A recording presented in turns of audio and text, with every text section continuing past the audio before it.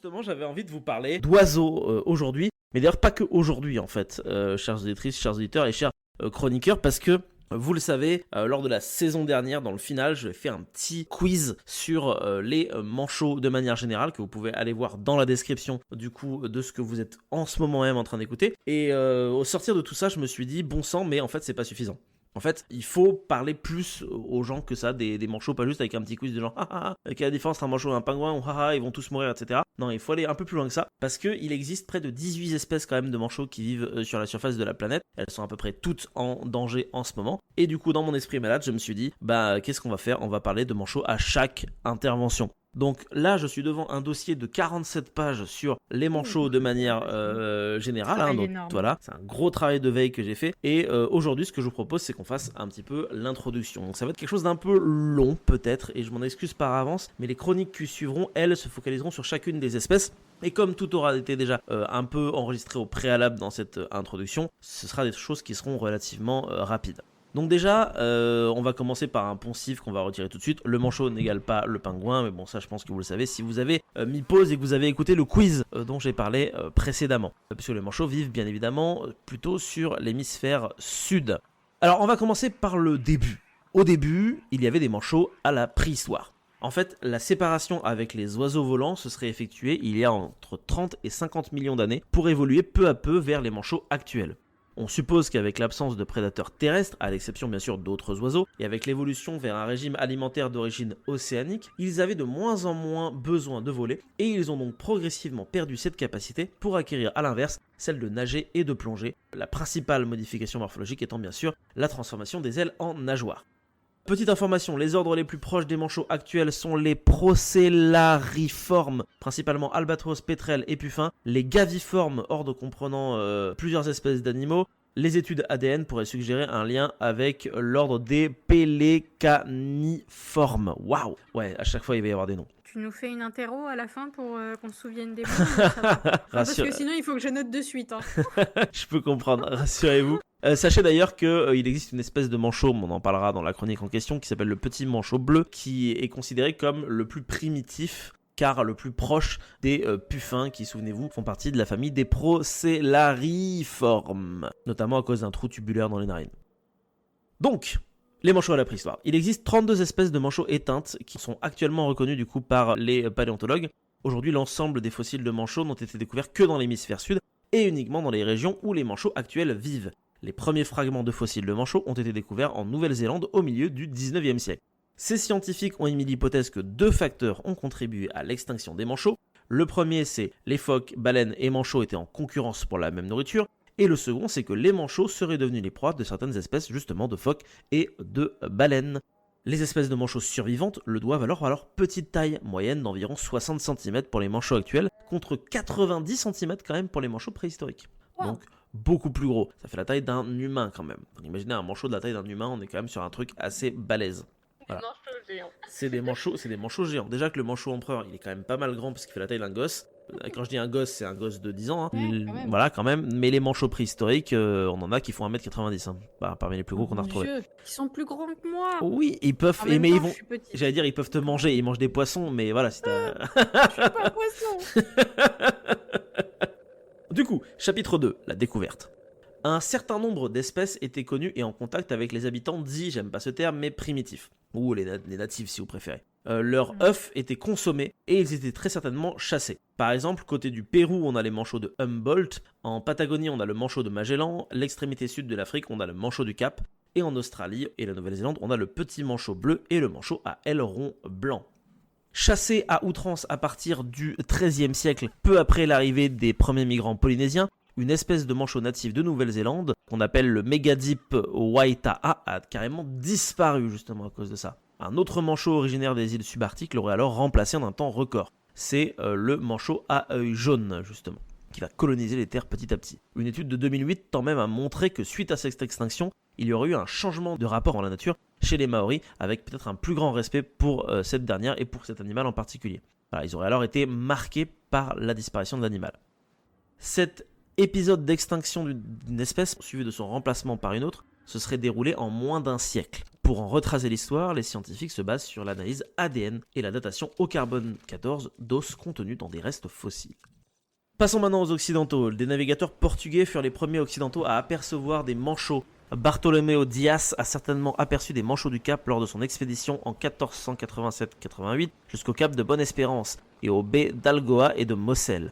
Un peu avant, Diego Cao en a peut-être vu en atteignant Cap Cross en Namibie en janvier 1486. Mais la première relation écrite de manchots provient de l'expédition de Vasco de Gama qui rejoignit l'Inde en contournant l'Afrique en 1497-99. Alvaro Velo, membre de l'expédition, rédigea le journal du voyage de Vasco de Gama et il y décrit le manchot du Cap. L'expédition de Magellan rencontra les manchots de Magellan, bien évidemment, dans les terres d'Argentine et du Chili, et il les décrit ainsi, je cite, « Depuis toujours, côtoyant cette terre vers le pôle Antarctique, nous trouvâmes 2 îles pleines d'oies, d'oisons et de loups marins. On ne saurait estimer la grande quantité de ces oisons, car nous en chargeâmes tous les 5 navires en 1 heure. Ces oisons noirs ont des plumes par tout le corps de la même grandeur et façon, ils ne volent point et vivent de poissons. Ils étaient si gras qu'on ne les plumait point, mais on les écorchait. Ils ont le bec comme un corbeau. » J'imagine bien les marins en train de ramasser des manchots. Ah bah ça a été la pelle, hein. Ils ont bouffé du manchot pendant plusieurs siècles et on n'est pas passé loin de l'extinction en réalité, hein. Le manchot aurait pu subir un sort identique à celui du grand pingouin en Arctique. Ces oiseaux furent énigmatiques pour les naturalistes. La première description scientifique date de 1769 par Joseph Banks, un membre de la première expédition de Cook autour du monde. Le premier nom scientifique fut attribué par le naturaliste Carl von Linné dans la 10e édition de Systema Naturae en 1758. Le petit manchot bleu, quant à lui, fut décrit par James Cook durant son second tour du monde. Il fut observé en Nouvelle-Zélande dans la baie de Dusky et en Tasmanie en Australie. Les manchots royaux furent vus par Louis de Bougainville dans les îles Malouines, mais leur première description a été faite lors de la 2e expédition de Cook en 1775.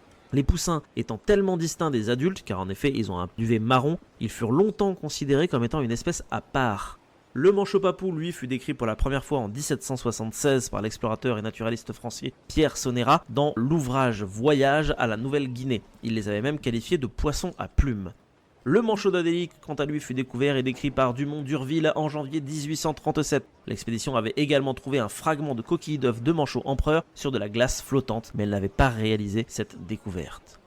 En 1841, l'expédition de Sir James Clark Ross découvrit un œuf de manchot empereur sur de la glace dérivante. Les manchots empereurs furent également attrapés lors de cette expédition et décrits. Petit 3. Exploitation. La rencontre homme-manchot n'a pas été très favorable aux oiseaux. Les hommes ont compris rapidement qu'à partir de cet oiseau gras et peu craintif, ils pourraient obtenir beaucoup de choses. Certaines espèces de manchots, comme je vous l'ai dit, étaient connues par les natifs dans les différents pays où on les trouve, et on pense que leurs œufs étaient alors déjà consommés et chassés. La première exploitation de manchots fut alors ponctuelle et exceptionnelle par les navigateurs. Vasco de Gama, Magellan, etc. Bref, on en a parlé. Par exemple, on a Sir Ernest Shackleton qui a écrit « Ce laps de temps est également mis à profit pour abattre une centaine de pingouins qui vont avantageusement compléter notre provision de viande fraîche pour la saison. » Je me permets un aparté, si les Anglais parlent de pingouins dans le texte, c'est parce qu'ils n'ont pas encore compris que c'était 2 espèces différentes. Alors ça, c'était un extrait de Au cœur de l'Antarctique, vers le pôle sud, qui a été écrit en 1809. J'ai aussi un extrait de Le pourquoi pas dans l'Antarctique de Jean-Baptiste Charcot, qui dit « 90 infortunés pingouins et un phoque ont dû être tués pour nous fournir une provision de viande fraîche ». Par contre, les pêcheurs, les chasseurs de baleines et de phoques ont souvent considéré les manchots comme étant une source facile de nourriture. Parfois, on pouvait prélever au 19e siècle jusqu'à 300 000 œufs par an. Certains explorateurs allaient même jusqu'à tuer et saler 3000 manchots en un jour pour les provisions de voyage. Même si le ramassage des œufs a officiellement été interdit en 1969, le ramassage illégal existe toujours sur les îles Malouines ou en Afrique du Sud. Pendant une grande partie du XIIIe siècle et ce jusqu'au XIXe siècle, la peau des manchots fut utilisée pour fabriquer des chapeaux, des chaussures, des sacs à main. Les plumes étaient dédiées à la décoration de vêtements et le rembourrage de matelas. A l'instar de nombreuses espèces de mammifères marins des eaux arctiques, l'extraction d'huile de la couche de graisse des manchots est devenue une véritable industrie dans les années 1800 et au début des années 1900. L'huile était utilisée pour l'éclairage, pour le tannage du cuir comme fioul. Dans les îles Malouines, on a estimé à 2,5 millions de manchots tués sur une période d'à peine 16 ans. L'industrie de l'huile s'est arrêtée seulement en 1918 face aux protestations du grand public et face à l'apparition de produits chimiques moins chers et de meilleure qualité.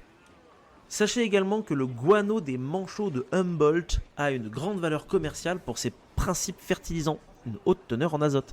Les Incas utilisaient déjà le guano des manchots et autres oiseaux marins pour améliorer le taux de productivité agricole, mais ils l'exploitaient intelligemment en n'extrayant que des quantités inférieures à celles produites par les oiseaux. Le guano est devenu l'une des principales valeurs marchandes du 19e siècle et fut exploité sans aucune restriction. Au début du 20e siècle, les stocks étaient sur le point d'être épuisés. L'extraction de guano est aujourd'hui mieux contrôlée, mais son exploitation et la présence humaine restent toujours une menace sérieuse pour les manchots. Tu as parlé donc de l'extinction du grand pingouin qui a été chassé à outrance donc par les humains. Tout à fait. Et j'ai un livre sur l'extinction de ce pingouin qui s'appelle Le Dernier des Siens, un roman de Sybille Grimbert qui est absolument formidable, qui raconte donc la vie du dernier grand pingouin recueilli par un naturaliste. Voilà. Ok, et oui je l'ai lu, il est très très très sympa en effet. Passons maintenant à une partie peut-être un peu plus scientifique et moins historique. Sachez que certaines espèces de manchots passent plus de 3/4 de leur vie en mer. La majorité des espèces passent plusieurs mois ne venant à terre que pour se reproduire et muer. La vitesse des manchots en mer n'est pas connue. Les plus rapides seraient le genre Apténodite. Ainsi, le manchot empereur a déjà été mesuré à une vitesse moyenne proche de 10 km/h sur plusieurs centaines de kilomètres. Il peut atteindre les 20 km/h sur de courtes vitesses. Les manchots royaux et à jugulaire ont été observés à 8,6 km/h. Les manchots d'ADI se situent en moyenne à 8 km/h. Ils peuvent même faire des courses de pointe à 25 km/h pour échapper à ses prédateurs. Même le petit manchot bleu, qui est le plus petit des manchots, est capable de nager à 2,5 km/h. C'est énorme. Ils savent pas voler, mais par contre, ils savent extrêmement bien nager. Afin d'avoir le minimum de résistance dans l'eau, les manchots se mettent le plus droit possible en recroquevillant leur tête dans leurs épaules. Les papates et la queue sont dans le prolongement du corps et les aident à se diriger. Les manchots se meuvent dans l'eau avec leurs ailes utilisées comme nageoires. Le mouvement des ailes ressemble à ceux des oiseaux dans l'air, donne cette impression de voler dans l'eau. Les ailes et la poitrine, musculairement bien développées, pour leur permettre de se propulser sous l'eau, milieu plus dense et plus résistant que l'air, les os des manchots sont alors plus solides et denses pour leur permettre de surmonter la flottabilité. Bien que ce soit plus efficace et moins épuisant de nager sous l'eau qu'à la surface, ils doivent régulièrement remonter pour respirer, bah oui, parce qu'ils ne sont pas des poissons. Ils sont capables alors de continuer à respirer tout en nageant rapidement. À la surface, ils ont tendance à nager par saut, on appelle ça marsouiner, à l'identique des dauphins et des marsouins du coup.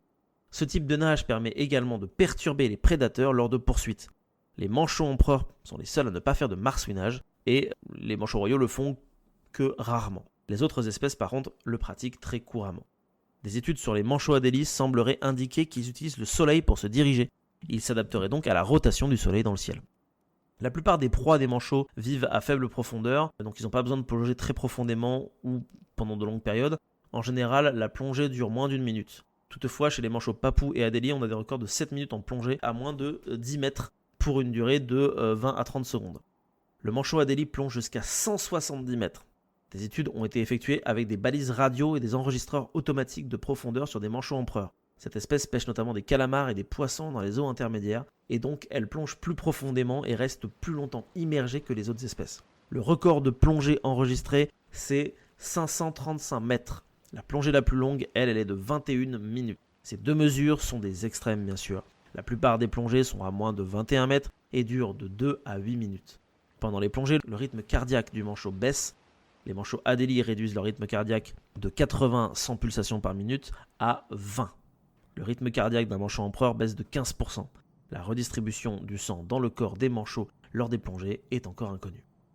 Comme d'autres oiseaux marins, les manchots ont des glandes au niveau du bec qui leur permettent de se débarrasser des excès de sel dans le corps. Je trouve ça vachement passionnant ça. Les sécrétions de sel et de fluide apparaissent sous la forme de gouttelettes sur le bec qui sont ensuite rejetées en secouant la tête. Ces glandes sont tellement efficaces que les manchots peuvent boire de l'eau de mer sans en être affectés. Ils passent jusqu'à 80% de temps dans l'océan et parfois on n'a en fait aucune idée de ce qu'ils font. On n'est même pas certain de ce qu'ils mangent réellement finalement. Petit couplet là ici un peu rapide, mais on y reviendra tout à l'heure. Les manchots sont en danger dans le monde entier, bien sûr. Nous explique Di Boersma, un spécialiste des manchots d'Amérique du Sud à l'université d'État de Washington, qui a commenté pour l'AFP, je cite, « Ils sont en concurrence avec la pêche humaine. Il y avait des millions de manchots africains, maintenant il en reste 30 000. Ils n'ont plus rien à manger parce que les humains prennent toutes les sardines. » Adaptation thermique. La température interne des manchots se situe entre 37,8 et 38,9. Le système circulatoire d'un manchot s'ajuste pour conserver ou relâcher la chaleur de son corps pour maintenir une température corporelle constante. Pour conserver au mieux le corps chaud et éviter une trop grande dissipation de la chaleur, les systèmes sanguins des ailes et des pattes permettent de transférer une partie de la chaleur du sang affluent vers le cœur. Les différentes couches de plumes se chevauchent et rendent pratiquement impénétrables le vent et l'eau. Les touffes de duvet sous les plumes permettent d'y piéger l'air. Cette couche d'air fournit une isolation thermique de l'ordre de 80% sur les manchots. Une couche de graisse sous la peau améliore également l'isolation thermique. Les espèces des climats les plus froids ont tendance à avoir les plumes plus longues et de fait une couche de graisse plus épaisse que les espèces des zones au climat plus chaud. Sur Terre, pour conserver leur chaleur, les manchots peuvent plaquer leurs ailes le long de leur corps. Ils peuvent aussi grelotter pour générer plus de chaleur. Le plumage noir sur le dos des manchots absorbe la chaleur du soleil, ce qui augmente la température de leur corps.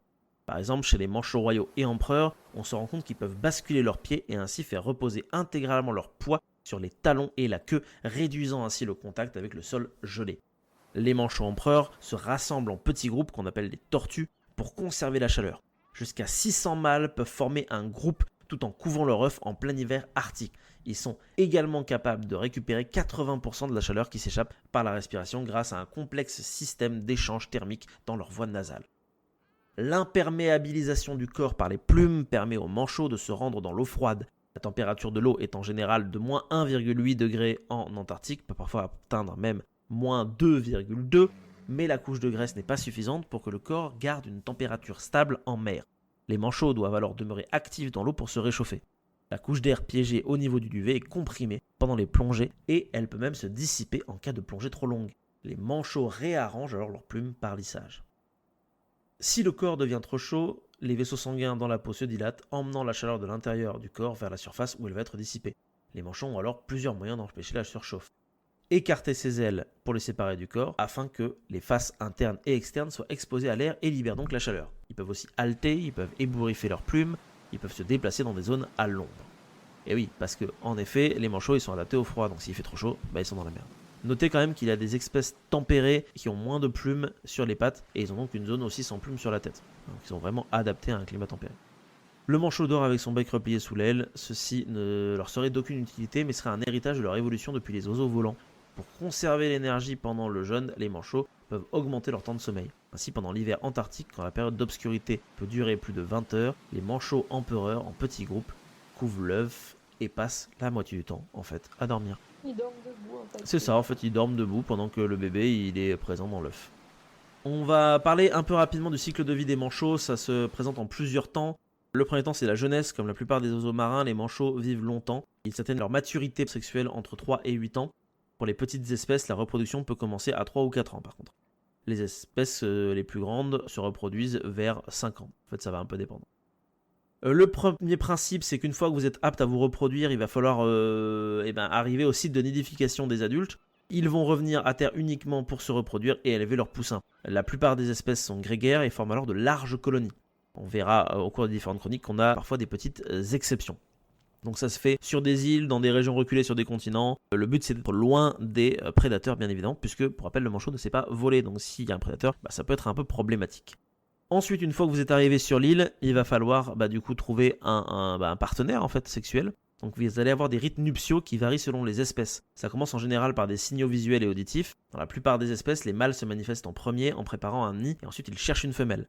La plupart des espèces de manchots sont monogames, un mâle ne s'accouple qu'à une seule femelle pendant une saison. C'est souvent la femelle qui choisit le partenaire et c'est souvent le même mâle que la saison précédente. Ensuite vient l'accouplement, je vous passe les détails. Puis une fois que l'accouplement est fait, vous avez la ponte des œufs.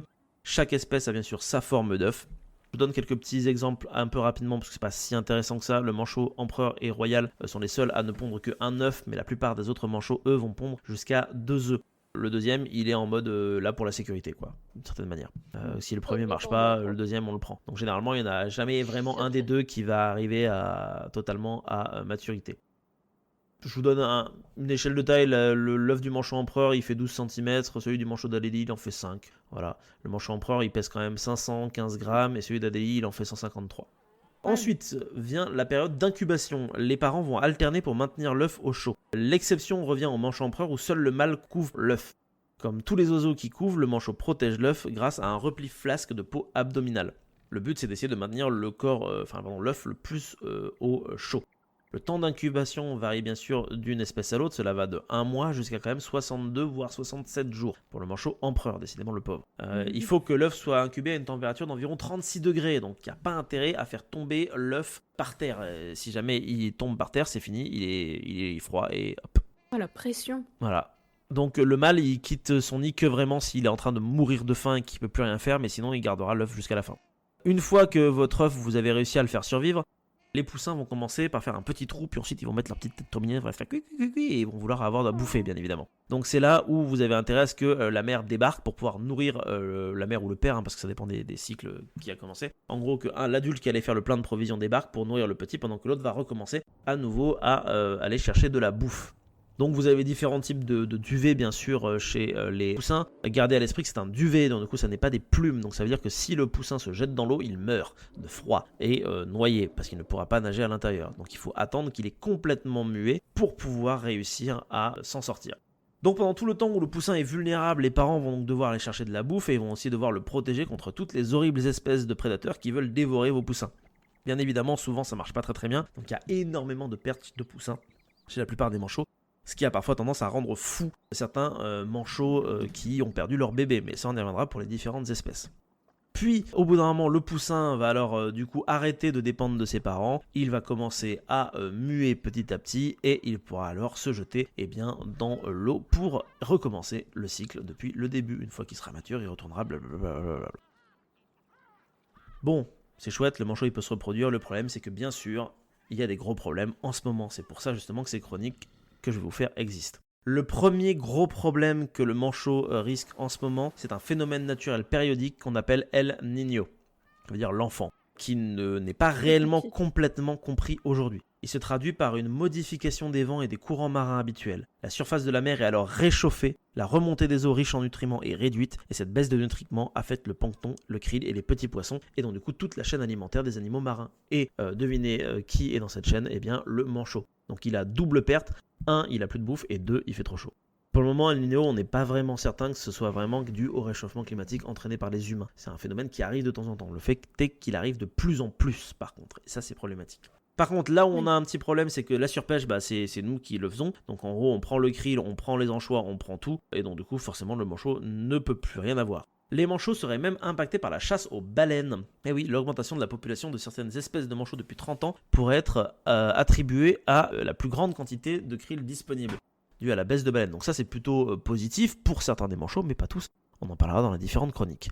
C'est négatif pour les baleines. C'est négatif pour les baleines, tout à fait. De toute façon, c'est toujours négatif pour quelqu'un. Sachez que les humains, quand ils se sont installés du coup à différents endroits, ils ont introduit aussi avec eux des chats, des chiens, des belettes, des trucs comme ça, des renards, qui adorent les manchots. Ils les connaissaient pas, mais ils les aiment beaucoup. Du coup, maintenant, en plus de devoir lutter contre d'horribles goélands, vous devez protéger vos bébés de renards, de chiens et de chats. Donc c'est un peu compliqué. L'expansion démographique et spatiale de l'homme sur Terre constitue une menace pour de nombreuses espèces d'animaux, dont les manchots. Certaines colonies de manchots ont été affectées par la construction de bâtiments et de routes. Voilà, l'exemple le plus frappant est en Afrique du Sud, où vous avez même un tourisme qui est organisé pour aller voir les manchots au bord de la plage, mais du coup ce tourisme détruit de fait les habitats des manchots. Bien sûr, quand vous balancez vos déchets dans la nature, ça va toucher les manchots au bout d'un moment, donc du coup ça va les empoisonner, ça va créer des gros problèmes, ils avalent du fioul, ils n'arrivent plus à nager, enfin un exemple que j'ai sous les yeux là, en juin 94 on estime à 40 000 manchots du Cap touchés par une marée noire, à proximité de la péninsule du Cap en Afrique du Sud. C'était en pleine période de reproduction. L'autre exemple que j'ai à vous donner, c'est en 2001, le navire Jessica s'est échoué sur une des côtes de l'île San Cristobal, dans les Galapagos, et du coup des traces de, et attention c'est un mot à coucher dehors, dichlorodiphényltrichloroéthane, ou DDT, et d'autres pesticides ont été retrouvés sur les tissus des manchots à jugulaire. Voilà, donc en fait en gros quand vous balancez un truc dans une rivière, ça peut finir chez les manchots. Même les survols en avion peuvent provoquer des paniques et des affolements dans des colonies de manchots qui du coup risquent de faire n'importe quoi et de se faire bouffer par les prédateurs qui eux auront pas peur. Donc c'est problématique. Donc du coup, est-ce qu'il y a des protections pour lutter contre ça ? Oui, mais pas trop. Voilà. C'est-à-dire que toutes les espèces de manchots sont légalement protégées contre la chasse et la collecte des œufs, mais vous n'avez pas des flics manchots avec des guns qui sont là pour lutter contre les gens qui vont les braconner. On a 12 espèces de manchots sur les 18 qui sont menacées dans la BirdLife International and World Conservation Union. Voilà. Mais sinon, c'est vrai qu'il n'y a pas grand-chose qui est fait pour protéger les manchots. Alors que, rappelons-le, si les manchots disparaissent, le guano disparaît, et le guano représente quand même près de 90% des sources d'azote qui permettent aux humains de se nourrir sur la planète finalement. Génial. Voilà, c'est chouette hein. Bon voilà, c'était un peu long, je m'en excuse, je suis navré, mais au moins maintenant que vous avez ça, chaque espèce, ça se fera assez rapidos quoi, il n'y aura pas grand chose à dire dessus. Voilà pour l'introduction, voilà ce qui vous attend. C'était peut-être lourd, mais c'est super important. Enfin, c'est super important et super intéressant. Bah, je pense que c'est super intéressant. Alors, je vais quand même citer les différentes sources. Je me permets parce que je vais pas non plus voler le travail d'autres personnes. La majorité des sources que j'ai trouvées, c'est via des documentaires, bien sûr, sur Internet, mais c'est aussi surtout grâce à un site Internet qui s'appelle manchot.fr que vous pouvez aller voir. Vous avez quelqu'un qui répertorie des tas et des tas de trucs sur les manchots classés par espèce, par pays, par ce que vous voulez. C'est super intéressant, donc j'y ai passé beaucoup de temps. Ça, plus des vidéos d'informations qu'on retrouve sur plein de chaînes YouTube. C'est toujours un peu compliqué parfois d'avoir des trucs qui parlent des problématiques, mais ça se trouve quand même malgré tout. Voilà, donc ça va être essentiellement ça mes sources, et ça va être ça que vous allez bouffer, chères auditrices, chers auditeurs, pendant au moins 19 épisodes, incluant celui-ci du coup. Voilà, j'espère que vous êtes prêts. Et à la fin de la saison, vous pourrez dire quelle espèce de manchot vous préférez. Voilà, on sera spécialiste de manchot, et si ça se trouve, pendant tout ce temps, on aura peut-être trouvé quelque chose pour calmer le jeu, et peut-être même qu'on aura mis en place une association de protection des manchots, ou je sais pas quoi. Non, mais franchement, avec toutes les personnes que tu vas avoir au podcast, il y a moyen qu'il se passe un truc. On va se motiver, on va être à 17, on va être là, ouais, tuez pas les manchots. Ça va être incroyable. Non mais voilà. Maintenant vous savez qu'il y a ça qui existe, vous savez qu'il se passe des choses, c'est juste qu'on n'en parle pas, on regarde des documentaires mignons sur Disney+, et on se dit ah là là, le manchot d'Adélie est trop mignon, il va mourir, voilà. Ça on n'en parle pas dans le documentaire, mais il est en train de crever, pareil pour tous en fait à peu près. Donc c'est important quand même parfois de dire les choses et d'arrêter de se dire oh là là ils sont trop mignons les petits pingouins. Déjà c'est pas des pingouins, c'est des manchots. Arrêtons de s'américaniser constamment simplement parce qu'on a regardé les pingouins de Madagascar. Très bon film par excellence, mais on aurait dû appeler ça les manchots de Madagascar. Bref, c'est tout pour moi.